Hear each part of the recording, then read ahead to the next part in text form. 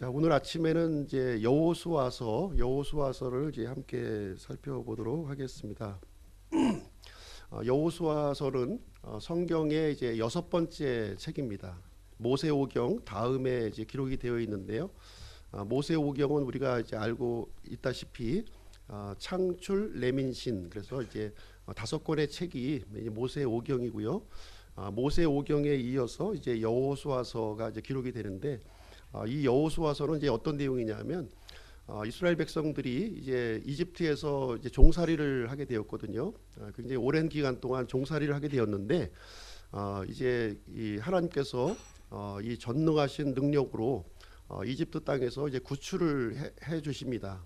예, 그리고 나서 이제 이스라엘 백성들을 이제 어디로 이제 인도하시냐면, 이제 아브라함에게 약속했던, 야곱에게 약속했던, 그리고 이삭에게 약속했던, 이스라엘의 조상들에게 약속하셨던 그 약속의 땅 가나안 땅으로 이제 인도하시는 장면이 이제 기록이 되어 있습니다. 그래서 오늘 이제 이 여호수아서는 이제 어떤 내용이냐면, 이스라엘 백성들이 하나님께서 허락하신 이 가나안 땅을 이렇게 정복하는 이야기예요.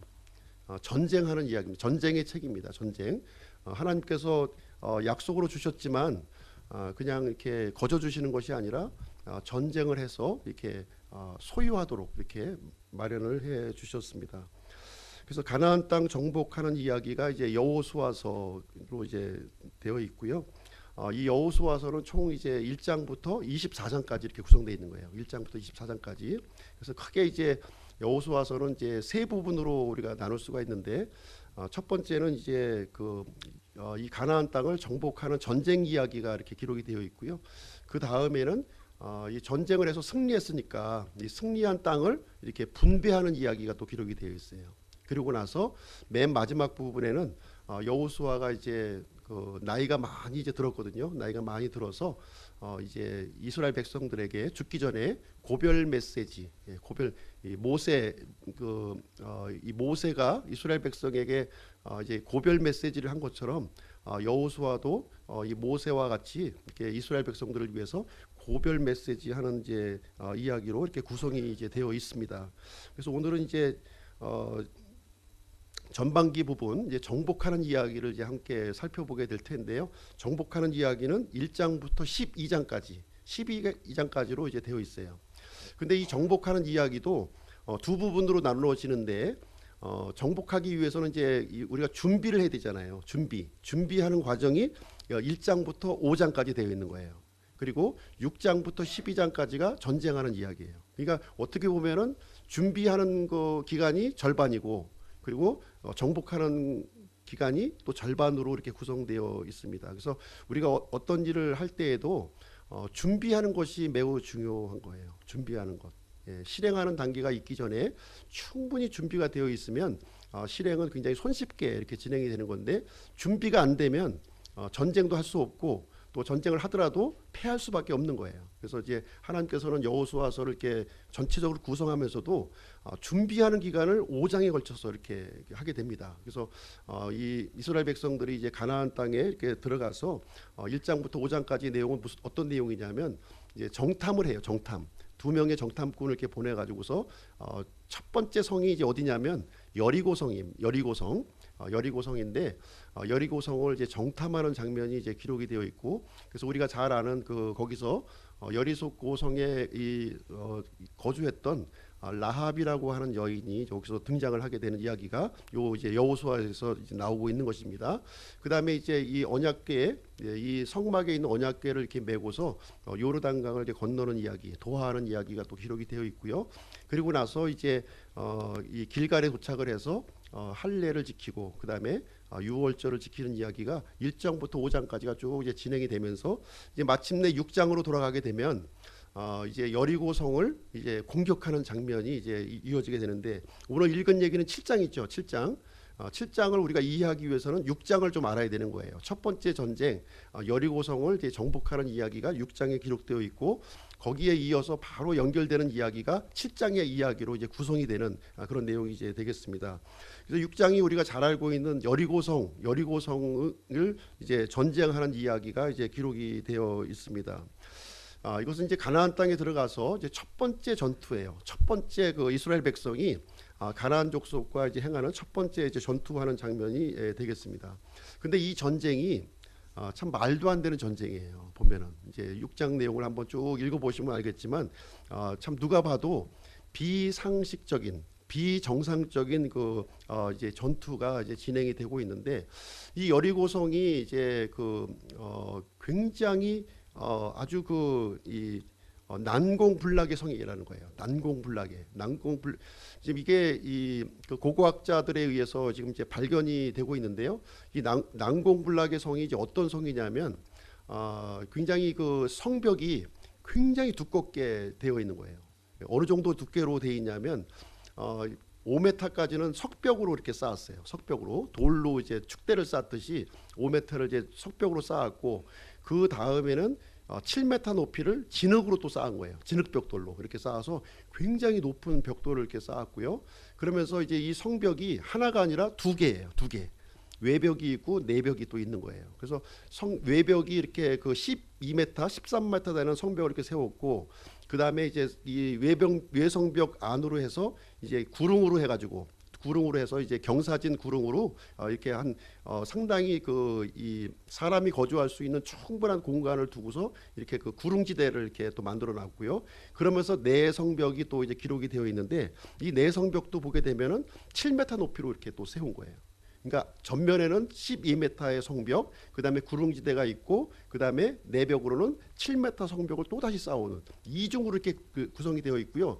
경사진 모습으로 이렇게 또 이제 구성이 되어 있고 그 안에 성읍에 있는 사람들이 그 안에 거주하기도 하고 그 성벽과 성벽 사이의 사람들도 또 거주했어요. 여기 거주했던 사람이 누구냐면 이제 나오는 라합이 이제 거기서 정탐꾼을 살려준 이야기가 이제 거기에 기록이 되어 있는 것입니다.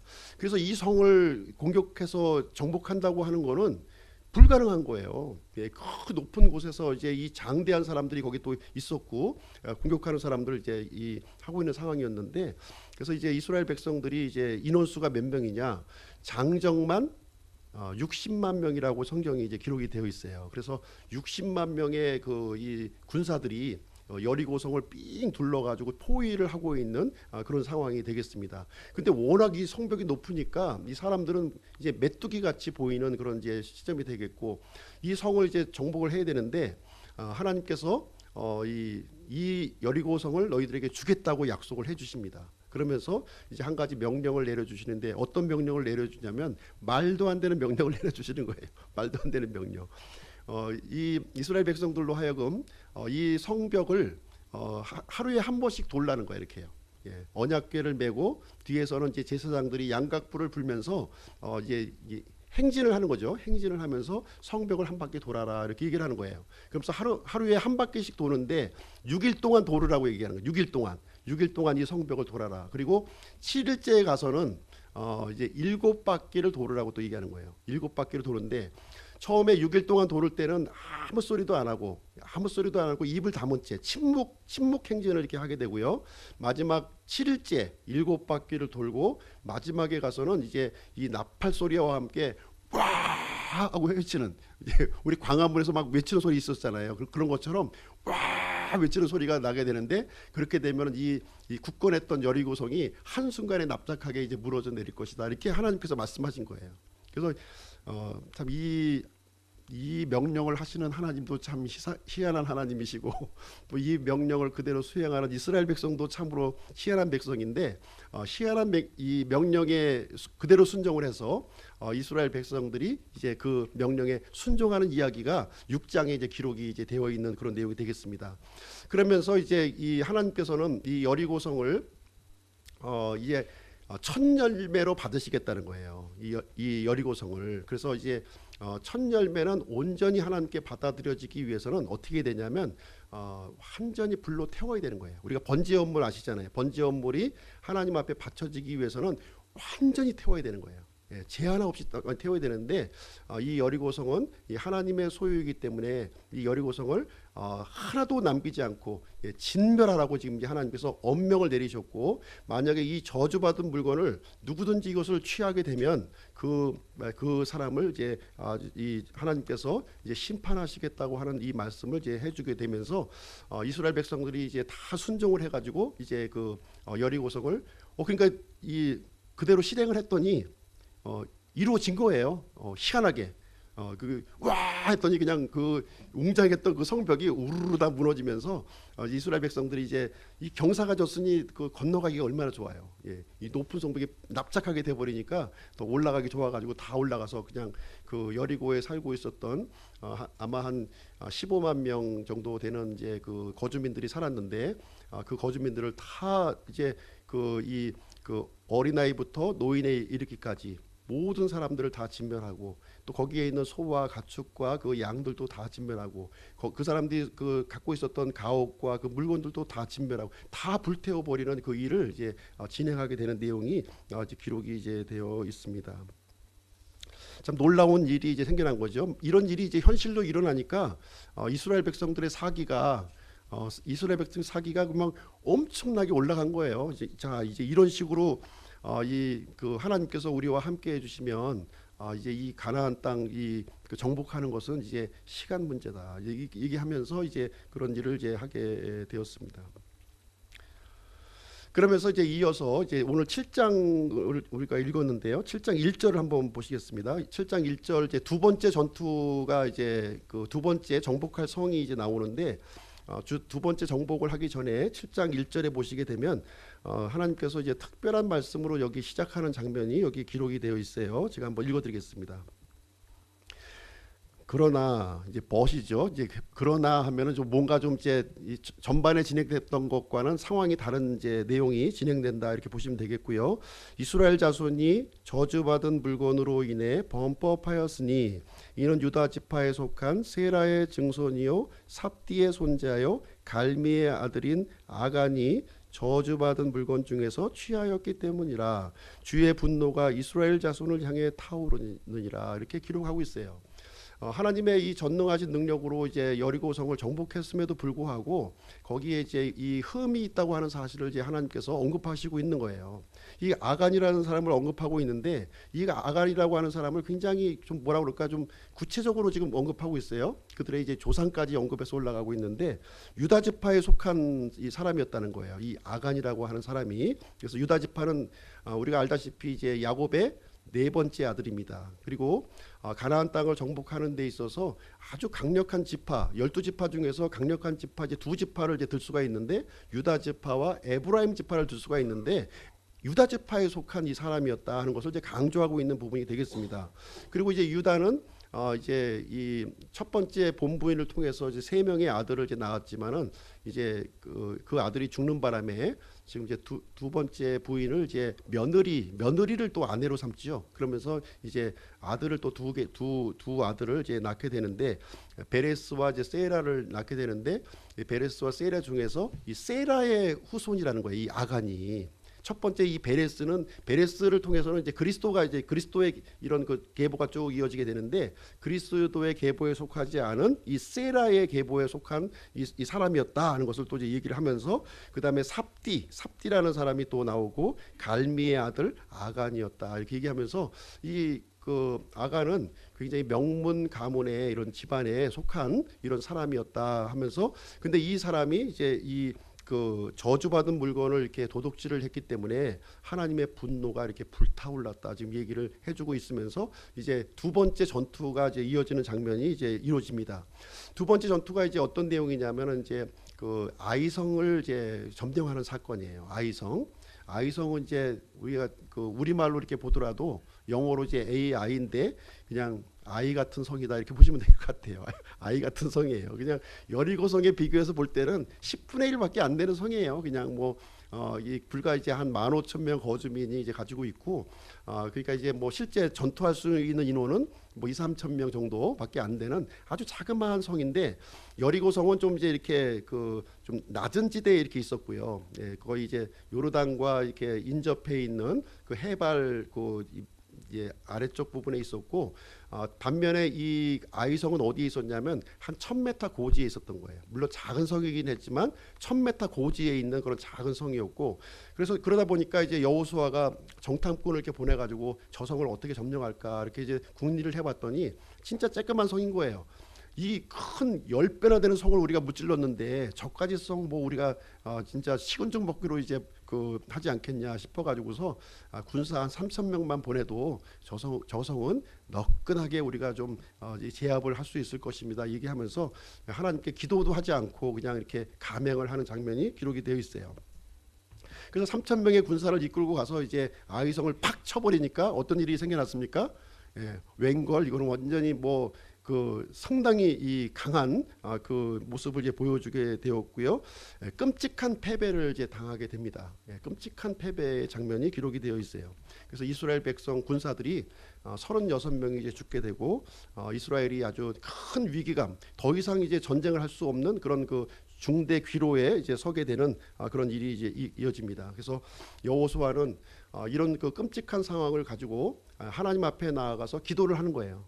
어떻게 하면 좋겠습니까? 우리가 이런 상황에서 이제 이 조그만 성에도 우리가 졌는데 앞으로 이 가나안 땅을 다 정복하려면 우리가 정복을 도저히 할 수가 없는 상황인데 어떻게 하면 좋겠습니까? 하면서 하나님 앞에 기도하는 장면이 이제 6절부터 9절까지 7장 6절부터 9절까지 거기에 내용이 나와 있습니다. 그래서 여호수아는 이제 자신의 옷을 찢고 죄를 뒤엎으면서 하나님 앞에 눈물로 기도하는 장면이 이제 기록이 되어 있으면서 하나님의 이 크신 이름을 참으로 이 가나안 땅에 이제 높여드려야 되는데 이렇게 그냥 주저앉아 버렸으니 우리가 어떻게 하면 좋겠습니까? 하면서 통곡하면서 하나님 앞에 기도하는 장면이 나오게 됩니다. 그랬을 때 이제 하나님께서는 이 이스라엘 백성들이 이 조그만 성에 이게 그 패배하게 대한 이유를 거기서 설명해 주는 거예요. 여호수아서 7장 10절 12절 한번 보시도록 하겠습니다. 10절 12절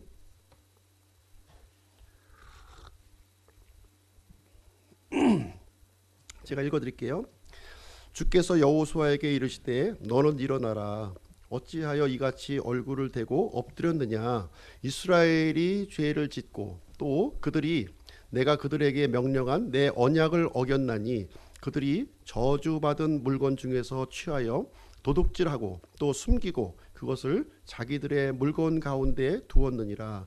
그러므로 이스라엘 자손이 저주를 받아 자기 원수들 앞에 서지 못하고 자기 원수들 앞에서 자기 등을 돌렸나니 너희가 그 저주받은 것을 너희 가운데서 멸하지 아니하면 내가 다시는 너희와 함께하지 아니하리라. 그래서 이제 이스라엘 백성에게 중대한 이 범죄 사실이 지금 이제 그 여리고성을 전투하는 가운데 일어났다. 지금 이 얘기를 하나님께서 지적하시면서 이것을 이제 너희 가운데서 이게 그 제거하지 않으면 더 이상 하나님께서 함께하지 못하시겠다. 이 얘기를 해주고 있는 거예요. 그런데 실질적으로 이 범죄를 저지른 사람은 누구냐면 아간이에요.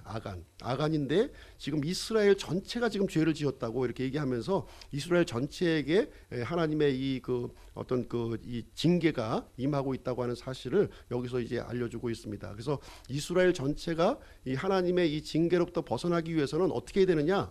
이 아간의 죄를 도려내라는 거예요. 근데 이제 아간이라고 하는 것은 지목하지는 않았어요. 지금 아직까지 이제 누가 이 일을 했다는 것은 알려주지 않고 백성 중에 이 그 저주받은 물건을 취한 그 사람이 있다. 이제 여기서 이제 얘기를 해주고 있는 장면이에요.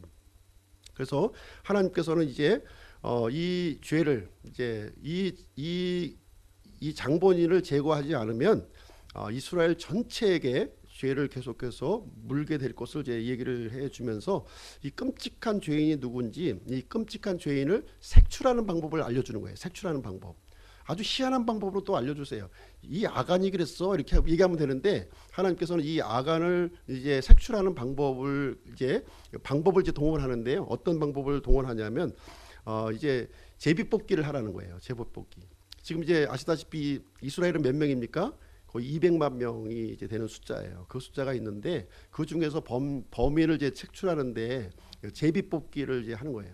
그 당시는 이제 오늘 같이 제비뽑기를 한다고 그래서 이렇게 무슨 뭐 종이에 적어가지고 이렇게 하는 게 아니라 그 당시는 이제 그 항아리 있죠, 항아리를 탕 깨트리면 이제 조각이 많이 나오는데 그 중에서 하나를 이제 항아리에 이제 기표를 하고 그러면서 이제 분리를 시키는 거예요. 예. 이스라엘 전체 민족 중에서 이제 지파를 분리하라는 거예요. 총 12개 지파잖아요. 12개 지파 중에서 한 지파를 이제 분리해내라 이제 얘기를 하는 겁니다. 그다음에 그 지파 중에는 또 여러 족속이 있는데 그 족속 중에서도 또 한 족속을 또 이렇게 분리를 해라. 우리 이제 예전에 보면은 우리 그 뭐죠? 모래성 쌓기 놀이 했을 때 그 가운데다가 이렇게 젓가락 하나 꼽아 놓고 싹 한 사람이 이제 싹 그 우리 그 젊은 우리 그 중학생들 우리 해봤는지 모르겠는데 옛날에는 이 놀이를 많이 했죠. 그래서 이렇게 싹 하고 또 상대편 또 싹 하고 이렇게 해서 분리를 하는 거예요. 예. 지파와 족속과 가족과 그다음에 남자들을 이렇게 분리하는 작업을 하는데 굉장히 이 그 시간도 많이 걸리고 복잡한 과정을 통해서 이 이제 범인을 색출하는 방법을 이제 알려주신 거예요. 그래서 오늘 본문 내용을 보시게 되면 이제 이 범인을 색출하는 그 이제 이 아간을 색출하는 그 방법을 진행하고 있는데 이제 본문 말씀을 이제 보시게 되면 이제 그 하나님의 말씀대로 이제 진행하는 장면이 이제 거기에 이제 기록이 되어 있게 되겠습니다. 그래서 이제 처음에 이스라엘 지파로부터 유다 지파를 분리하고 그다음에 유다 지파에서 세라 족속을 분리하고 세라 족속에서 삽디 가족을 분리하고 그다음에 삽디 가족으로부터 여자는 제외하고 남자들을 분리하고 또 남자들이 다 남았을 거 아니에요. 남자들을 하나하나 통과를 이렇게 시켜 가지고서 그 중에서 탁 아간을 이제 잡는 거예요. 잡는 일이 이제 여기 기가 막히게도 아간이 정확하게 여기서 하나님이 말씀하시는 대로 이제 설치가 되었는데 이 아간의 경우에서는 이게 아간의 입장에서 보면은 참 마음이 어떻겠을까요? 예, 자기한테 포위망이 점점 이 다가올 때 참 그 이 마음이 아마 굉장히 좀 그 긴장감 있게 아마 이 들었을 것으로 제 생각이 되어집니다.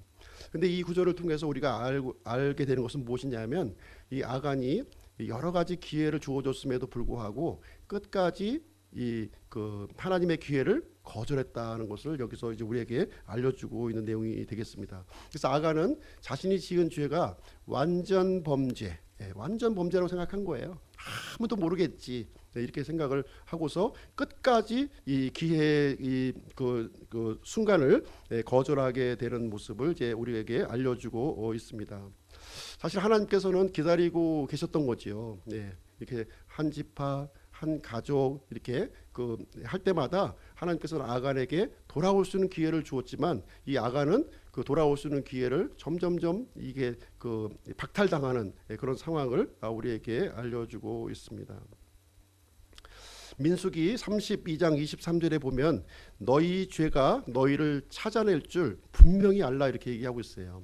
이 죄가 우리를 찾아낸다는 거예요. 죄가. 그래서 하나님께서 참 이 죄를 이 찾고 계시다고 하는 사실을 아간은 알지 못했고요. 아간은 단지 사람의 눈만 피하면 되겠다 하는 생각을 가지고 있었는데 이 하나님의 눈을 의식하지 못했던 아간의 모습을 우리는 보게 됩니다. 결국은 이제 아간에게 이제 탁 지목이 이제 되었는데 아간이 이제 그 하나님 앞에 죄를 지었다고 하는 사실을 이제 그제서야 이제 실토를 하게 되지만 진정으로 이 죄를 지었다는 것은 인정하지만 이 죄 지은 부분에 대한 회개를 하지 않는 장면을 우리 이제 본문 말씀을 통해서 이제 살펴볼 수가 있습니다. 그래서 오늘은 이제 죄를 짓는 네 가지 단계를 이제 21절 말씀을 통해서 한번 살펴보도록 하겠습니다. 어떻게 해서 우리가 죄를 짓게 되는가? 이 아간이 짓는 이 죄가 굉장히 끔찍한 방향으로 이제 진행되고 있는데요. 어떤 방식으로 죄가 전개되고 있는지 그 부분을 이제 살펴보도록 하겠습니다. 7장 21절 말씀 한번 보시겠습니다. 7장 21절 한번 같이 한번 읽어보시죠. 같이 한 목소리로 시작. 내가 노력한 물건들 가운데서 바벨로니아에서 만든 좋은 옷과 은 200세겔과 50세겔 나가는 금덩이 하나를 보고 탐내어 그것을 취하였나이다. 보소서 이제 그것들을 내 장막 한가운데 땅속에 감추었고 은은 그 밑에 있나이다. 이렇게 하면서 이제 이 죄를 짓는 요 단계가 요게 다 그대로 이제 묘사가 이제 되어 있는 거예요. 이제 이 아간이 여리고성 전투를 이게 참여해 가지고서 이제 막 그 하나님의 명령을 수행하고 있었는데 뭘 봤어요? 바벨로니아에서 만든 이 좋은 옷을 이제 우리 딱 본 거예요. 보니까 왕이 입는 이 금술과 은술이 이렇게 놓아져 있는 아주 귀한 옷을 이제 탁 눈으로 보았고, 또 뭐 왔습니까? 은 200세겔 그리고 50세겔 나가는 금덩어리. 금도 번쩍번쩍. 아니 이거를 다 이렇게 하나님한테 바치면 어떻게 요거를 이제 본 거예요. 그 순간 보면서 이제 갖고 싶은 마음이 든 거죠. 그렇죠? 예, 불태워 버리기보다는 갖고 싶은 마음이 이제 들었고, 그 다음에 어떻게 했습니까? 그것을 수중에 탁 이제 주변을 이제 돌아보고 취하는 장면이 기록이 되어 있고요. 그 다음에 취한 물건이 이제 들키면 안 되니까 어떻게 합니까? 숨기는 그런 내용이 이제 여기에 기록이 되어 있는 거예요. 그래서 죄를 짓는 이제 첫 번째 단계가 뭐냐면 눈으로 오는 단계라는 거예요. 눈으로, 네, 탁 눈으로 이제 들어오는 거예요. 그래서 마귀는 보는 것을 통해서 역사합니다. 보는 것을 통해서 역사하는 거예요. 하나님은 무엇을 통해서 역사하시죠? 예, 듣는 것을 통해서 역사하시는데, 이 마귀는 우리가 눈으로 보는 것을 통해서 역사를 하는구나 하는 것을 이제 우리가 생각을 해볼 수가 있습니다. 그래서 눈으로 어떤 것을 보느냐에 따라서 유혹이 이제 우리 마음 속에 들어오게 되는 것입니다. 그래서 눈으로 보는 것을 우리가 주의할 필요가 있는데요. 사실 이제 눈으로 보는 거는 어떻게 통제할 수가 없잖아요. 눈에 뵈는 걸 어떻게 합니까? 뵈는 거를. 그래서 이제 눈에 보는 것에서 자유로운 사람은 사실 이제 아무도 없어요. 그런데 눈을 통해서 들어오는 이 유혹이 이제 우리에게 이제 들어올 수가 있는데, 이 유혹 자체가 죄는 아니라는 거예요. 예. 성경에서 분명하게 얘기하는 것은 무엇이냐면 이 유혹 자체가 우리에게 죄는 아니다. 유혹까지는 우리가 들어올 수 있음을 이제 분명하게 얘기를 해주고 있는데요. 근데 이제 문제는 뭐냐면 이 유혹이 마음속에 들어와서 이 유혹을 내가 이렇게 마음속에 머물게 하는 것, 예, 머물게 하는 것은 죄라는 거예요. 머물게 하는. 예를 들어서 이제 마틴 루터가 이런 얘기를 했거든요. 우리 머리 위로 새가 지나가는 것은 우리가 막을 수가 없다. 그러나 이 새가 우리 머리 위에다가 둥지를 트는 것은 우리가 막을 수 있다는 거, 쫓아낼 수가 있잖아요. 그렇죠? 유혹이 우리 마음속에 들어와서 이렇게 스쳐 지나가는 건 어쩔 수가 없지만, 이 유혹이 우리 마음속에 들어와서 이게 내 마음속에 이렇게 차지하고 있는 것은 우리가 막을 수가 있다는 거예요. 그래서 이 죄로 들어가는 이 첫 번째 관문이 대단히 중요한 거예요. 요거를 이제 보지 말아야 할 것을 내가 봤다. 그러면은 빨리 여기서 돌이켜야 되는 거예요. 돌이켜야 됩니다. 돌이키지 않고 이것이 뭔고 하고서 이제 이것을 내 마음속에 품게 되면은 이제부터 이제 그 다음 단계로 이제 진입이 되는 것인데, 그 두 번째 단계가 뭐냐면 탐내는 단계다 이렇게 얘기했어요. 탐내는 단계. 영어로 이제 코비티드 이렇게 표현을 해주고 있는데요. 탐내는 단계. 유혹을 내 마음속에 품는 거예요. 내가 이제 그것을 간절히 소유하고 싶은 그런 마음을 내가 이제 내 마음속에 품는 단계를 얘기를 해주고 있습니다.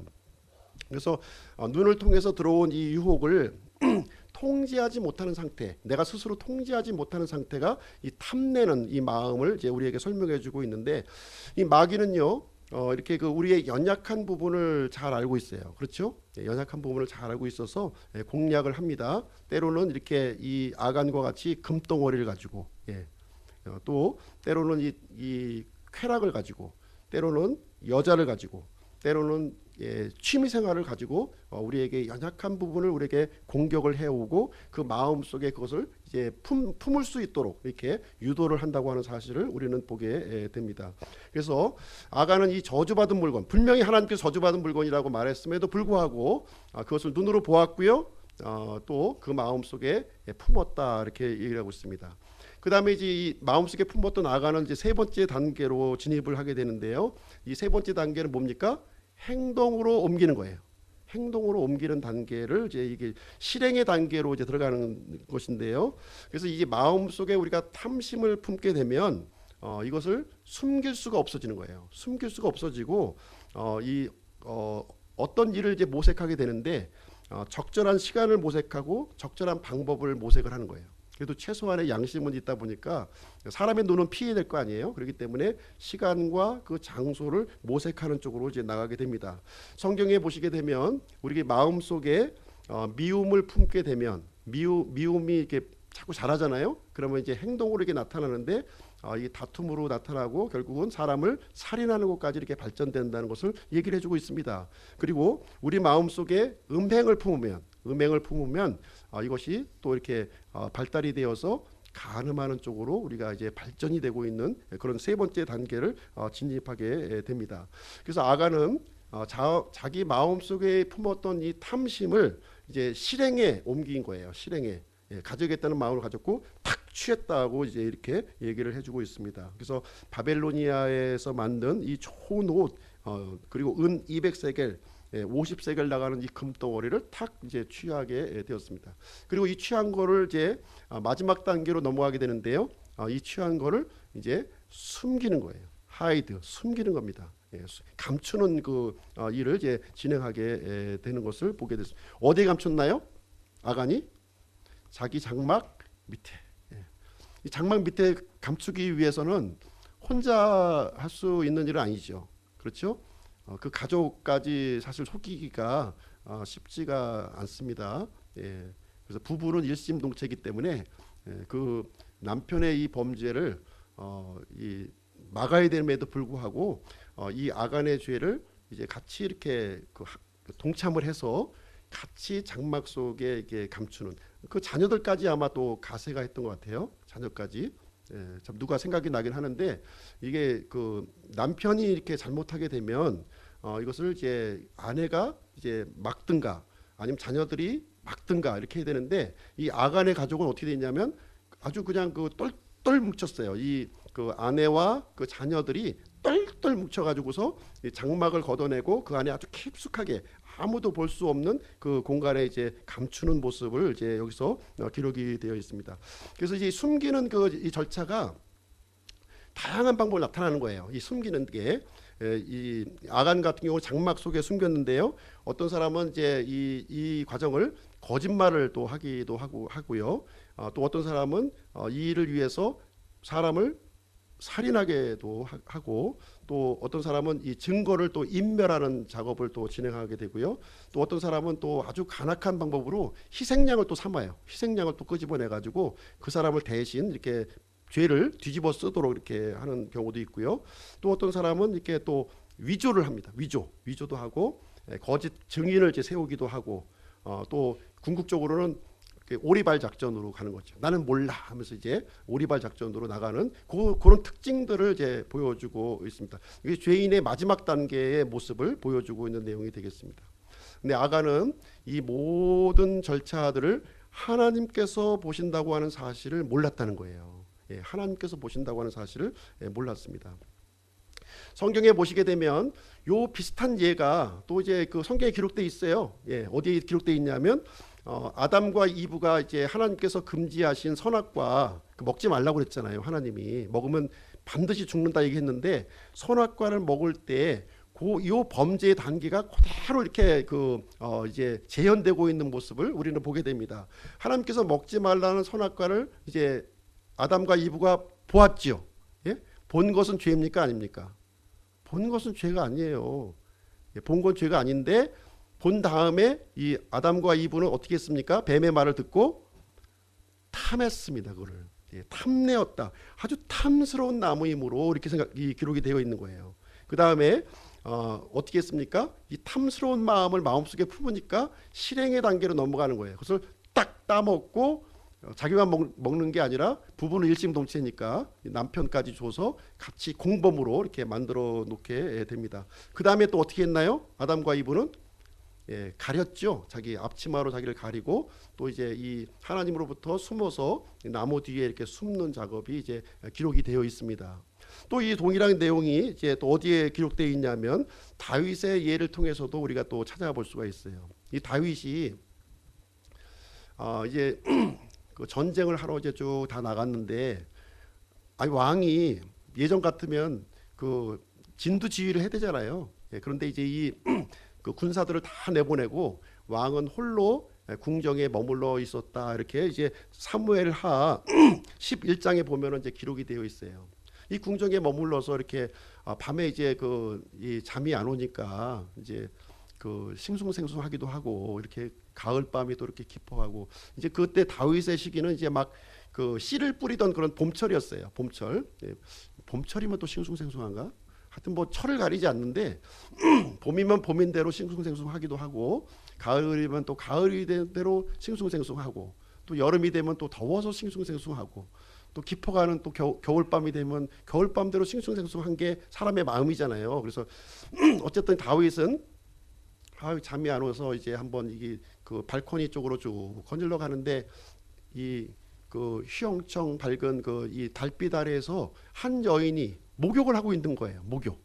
참 눈도 좋아요. 이렇게 눈이 좋아가지고서 그 모습이 보인 거야. 아마 소리를 들었겠죠. 소리를 이렇게 눈으로 탁 쳐다본 거예요. 쳐다보고 나서 이제 물어봤겠죠. 그 여인이 누군지. 그러니까 알고 보니까 지금 전쟁에 열심히 나가고 있는 그 자신의 부하 장군 우리아의 아내라고 이제 보고를 받은 거예요. 안 되잖아요. 우리아의 아내면 유부녀인데 아무리 왕이라도 건들면 안 되는 거잖아요. 이거는 금하신 일인데. 근데 이 다윗은 어떤 마음을 품었어요? 탐심을 품었다고 이렇게 돼 있어요. 탐심.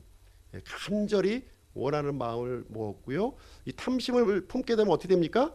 그 다음에 실행에 옮겨야죠. 실행에. 예, 그 실행에 옮겨서 이 밧세바를 이제 동침하는 일이 이제 들어가게 되고 그 다음에 마지막 단계 어떻게 됩니까? 예, 마지막 단계 자기신의 죄를 숨기는 일로 이렇게 진행되면서 이 죄를 짓는 이 단계가 이렇게 들어가면서 우리는 지혜를 가져야 되는 거예요. 첫 번째 단계를 우리가 컨트롤하지 않으면 우리는 걷잡을 수 없이 범죄의 그 결말로 우리가 이제 가게 된다는 것을 이제 우리는 생각을 해볼 수가 있습니다. 그래서 이제 결국 이제 그 아간은 죄 하나님께서는 반드시 죄에 대해서 심판하시는 분이세요. 심판하시는 분입니다. 죄의 삭은 사망이죠. 그래서 범죄한 하나님께서 금지한 저주한 물건을 탈취한 이 그 아간은 하나님의 심판을 받아야 됐고요. 만약에 이 아간의 죄를 제거하지 않으면 누가 심판받아요? 이스라엘 백성 전체가 심판을 받게 되는 일이 생기는 거예요. 그래서 여호수아는 하나님의 말씀대로 이제 아간의 죄를 이제 심판하는 일로 이제 진행하게 되는 내용이 오늘 이제 본문 말씀 22절부터 26절까지의 내용이 이제 기록이 되어 있는 내용이 되겠습니다. 그래서 이제 결국 이제 아주 꽁꽁 숨겨놓았던 이 아간의 죄가 이제 만천하에 공개가 된 거죠. 예, 만천하에 공개가 된 거예요. 예. 내가 은밀하게 아무도 보지 않고 아주 그 숨긴 죄가 이제 공개적으로 이렇게 드러나게 되는 일이 여기서 일어나게 되었습니다. 우리도 마찬가지인 것 같아요. 우리도 이 땅의 삶을 살아가면서 좀 이렇게 아무도 모르겠지 하고 지었던 이 은밀한 죄, 이 아간과 같은 은밀한 죄가 나중에 하나님 앞에서 이제 아마 그 영화 스크린처럼 이렇게 이제 비춰주면서 참 이 견딜 수 없는 수치감과 그런 모습을 우리가 갖게 되지 않을까 이런 생각을 갖게 됩니다. 22절 23절 한번 읽어볼게요. 22절 23절 이에 여호수아가 사자들을 보내매 그들이 그 장막에 달려가니 보라 그것이 그의 장막 안에 숨겨져 있고 은은 그 밑에 있으므로 그들이 그것들을 장막 가운데서 취하고 여호수아와 이스라엘의 모든 자손에게로 가져와 주 앞에 놓으니라. 그래서 이제 아간의 죄가 이제 이렇게 다 이스라엘이 보고 있는 모든 회중 앞에서 이 하나님이 금지한 그 명령을 이제 어긴 그 이제 죄상이 이제 공개 만천하에 공개가 되고 있는 내용이 되겠습니다. 그래서 여호수아는 이제 아간의 죄를 이제 심판하게 되는데 어떻게 심판하게 되냐면 24절 한번 읽어볼게요. 24절 같이 한번 읽어보시죠. 시작. 여호수아와 온 이스라엘이 세라의 아들 아간을 붙잡고 은과 옷과 금덩이와 그의 아들 딸들과 소와 나귀와 양과 장막과 그에게 속한 모든 것을 데리고 아골 골짜기로 가서 아간에 속한 모든 것을 가지고 이제 어디로 이제 이동하냐면 아골 골짜기로 이동하는 장면이 거기에 이제 기록이 되어 있습니다. 아마 여기 가족들까지 다 아들 딸들까지 지금 이제 이 하나님께서 이제 심판을 내리시는 것을 보면은 아들 딸 부인까지 다 이 아간의 죄에 이렇게 연합했다고 하는 사실을 우리가 볼 수가 있는 내용이 이제 되겠고요. 동일한 종말, 아관과 동일한 종말을 이제 맞이하게 됩니다. 25절, 26절 심판이 집행되는 장면 한번 보겠습니다. 25절, 26절. 여호수아가 이르되 내가 어찌하여 우리를 괴롭게 하였느냐 주께서 이날 너를 괴롭게 하시리라 하매 온 이스라엘이 그를 돌로 치고 그들을 돌로 친 뒤에 불로 태우며 그의 위에 돌 무더기를 크게 쌓아 이날까지 이르게 하였더라. 이에 주께서 자신의 맹렬한 분노에서 돌아서시니 그러므로 그곳의 이름을 이날까지 아골골짜기라 하였더라. 그래서 하나님께서는 이제 이 아간의 죄를 이제 본보기로 삼으신 거예요. 예. 참 이게 그 군대 다녀보신 분은 알겠지만 시범 케이스가 걸리면 참 이게 아주 그 심각해요. 예. 시범 케이스 걸리시면 안 돼요. 이 아간이 시범 케이스에 걸린 거예요. 딱 시범 케이스에 걸려가지고 이것이 본보기가 되어가지고 이제 이스라엘에게 이 경계의 본보기로 또 오늘날 우리가 살고 있는 우리들에게도 동일한 본보기의 말씀으로 이 성경에 기록을 하시게 되었습니다. 죄의 삭은 반드시 죽음으로 하나님께서는 갚으시는 분이라고 하는 사실을 우리가 이제 알 필요가 있습니다.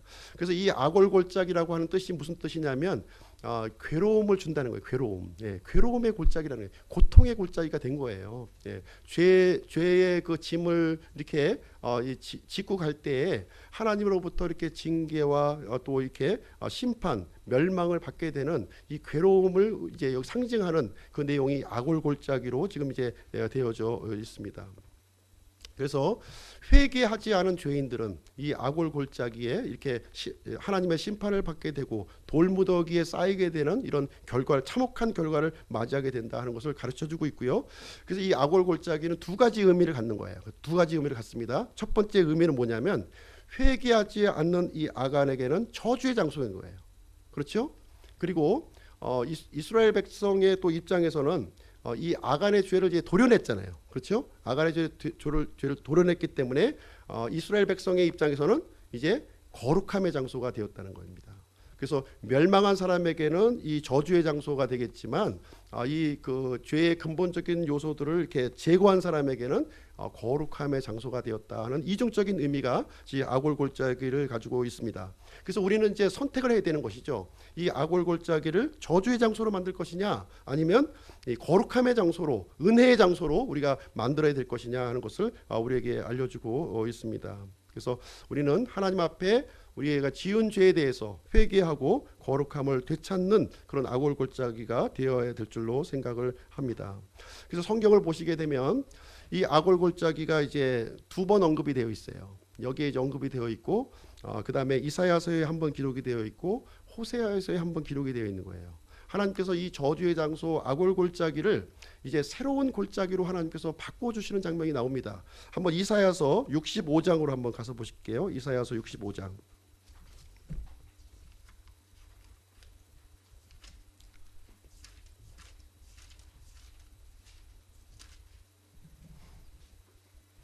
이사야서 65장 10절 말씀입니다.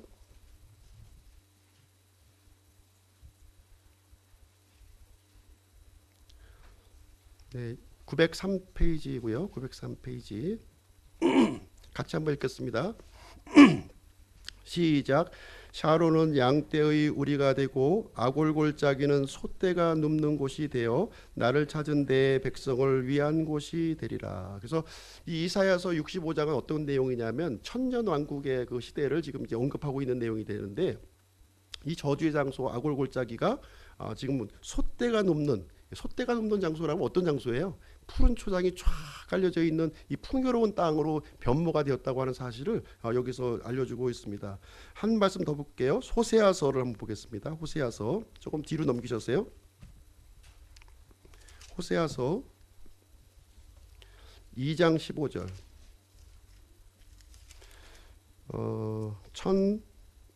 1083쪽입니다. 1083쪽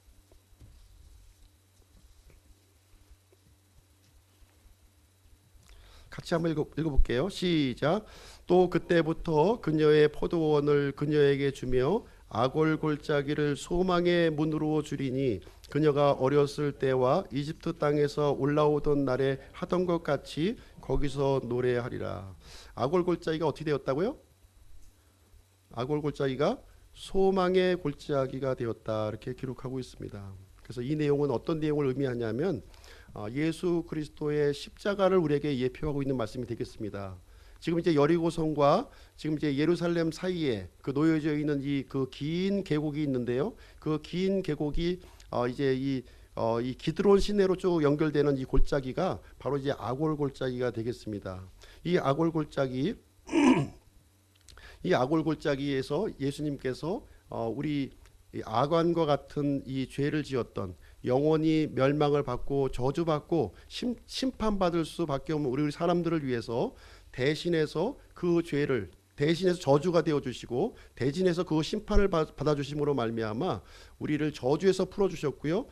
그리고 이 아골 골짜기를 이 소망의 골짜기로 바꿔 주셨다 이렇게 얘기를 해주고 있습니다. 우리는 범죄한 우리 죄인들은 다 아골 골짜기에서 저주를 받을 수밖에 없어요. 그러나 예수 그리스도를 통해서 예수 그리스도의 대속의 그 사건을 통해서 우리는 소망의 골짜기가 된다고 하는 사실을 호세아에서 우리에게 알려주고 있는 그런 말씀이 되겠습니다. 그래서 예수 그리스도를 통해서 우리는 새로운 소망을 얻을 수가 있고요, 새로운 생명을 얻을 수가 있고 새로운 신분을 얻을 수 있다고 하는 사실을 우리에게 알려주고 있습니다. 그래서 로마서 6장 23절에 보시면 죄의 삭은 사망이나 하나님의 선물은 예수 그리스도 우리 주를 통해 얻는 영원한 생명이라고 우리에게 말씀을 해주고 있습니다.